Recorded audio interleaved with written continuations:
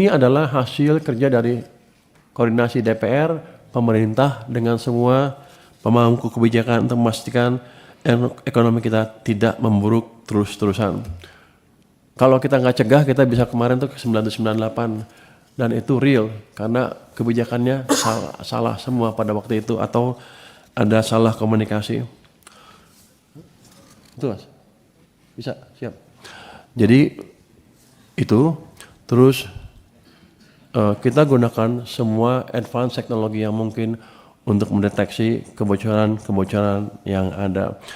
Jadi saya harap dengan langkah-langkah itu tanpa menaikkan tarif, pajak, atau mengenakan pajak yang baru, kita bisa mendapatkan target yang disebutkan di APBN 2026 sebesar 2.357 karena kalau kita jaga ceteris paribus harusnya bisa membaik ke depan kalau kita lihat angka bulan Januari. Untuk pajak-pajak yang tambahan seperti minuman keras, pajak karbon, dan lain-lain, kita akan lihat kondisi ekonomi kita seperti apa. Kalau let's say triwulan kedua kita sudah mencapai 6% laju pertumbuhannya, maka ruang untuk mengenakan pajak tambahan seperti minuman bermanis mungkin menjadi terbuka. Tanpa itu saya akan hati-hati sekali karena semuanya akan jadi melambat lagi. Kita udah mulai rebound ekonominya, tapi belum cukup kencang. Saya harapkan sih angka triwulan pertama tahun ini akan lebih meyakinkan lagi.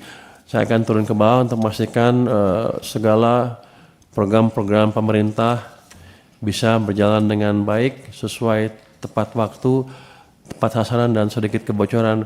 Kan Komisi 11 sudah memberikan saya wewenang untuk datang ke Kementerian lembaga untuk meriksa bagaimana mereka membelanjakan APBN-nya. Saya akan jalankan itu dengan baik, dengan semaksimal mungkin. Saya mohon dukungan dari Komisi 11 untuk melakukan hal itu ke depannya. Apa lagi?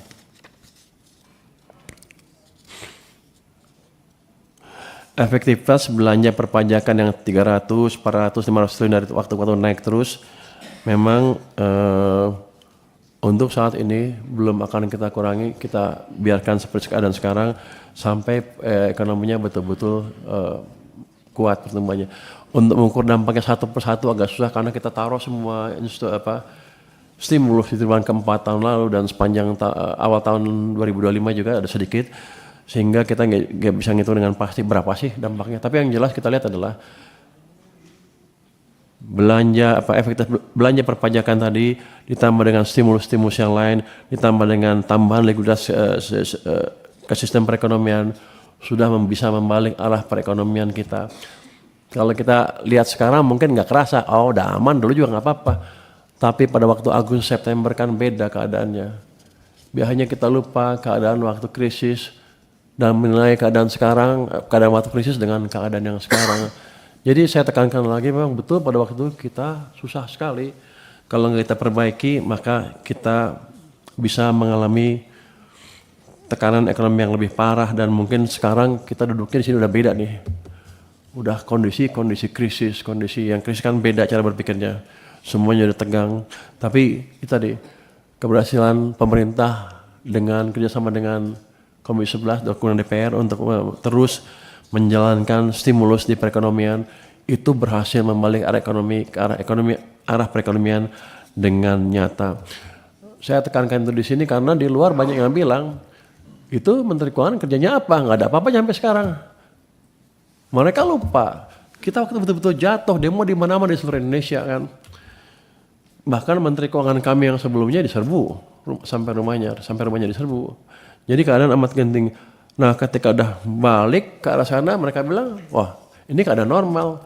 Ini adalah hasil kerja dari koordinasi DPR, pemerintah dengan semua pemangku kebijakan untuk memastikan ekonomi kita tidak memburuk terus-terusan. Kalau kita nggak cegah kita bisa kemarin tuh ke 1998 dan itu real karena kebijakannya salah semua pada waktu itu atau ada salah komunikasi. Apa lagi? Cortex